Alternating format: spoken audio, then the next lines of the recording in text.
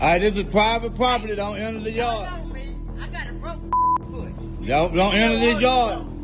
But the ain't got to park in the middle of the road. He could put it All right, we just ask you to get in your car and please leave. We've got the whole video is just under 2.5 minutes here. What you've missed so far is just a bunch of cussing and swearing and a bunch of other stuff that's been going on. No explicit threats, or at least we're not going to treat anything like it has been a threat, and certainly not anything rising to something that could constitute a deadly threat. So that's step one. Now step two, he goes back to his truck, and specifically, I'm starting step two, the moment that he comes out of the truck with his firearm. Step two lasts about 4 seconds of he's on the street, out of the truck with the firearm.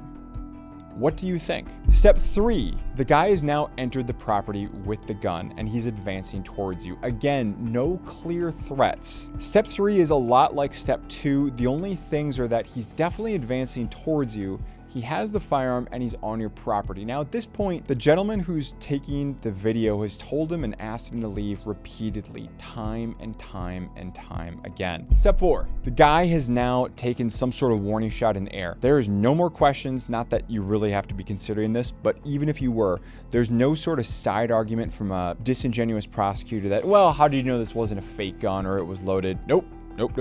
Real gunshot, okay? And not only real gunshot, but it was kind of also in the direction. He didn't turn around the other way and shoot it.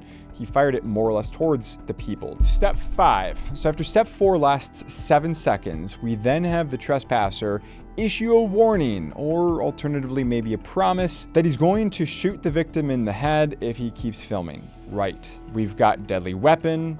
We now have a deadly threat. He's already discharged the firearm, and he's still on your lawn and holding his ground, if not advancing. You can't quite see it in the video. Step six, the gunman who's discharging and trespassing turns around and starts to leave. Hopefully, you know, we're done at this point. If you start shooting at him, he can probably legally turn around and start shooting at you in his own self-defense. Why? Because we've created a different legal scenario.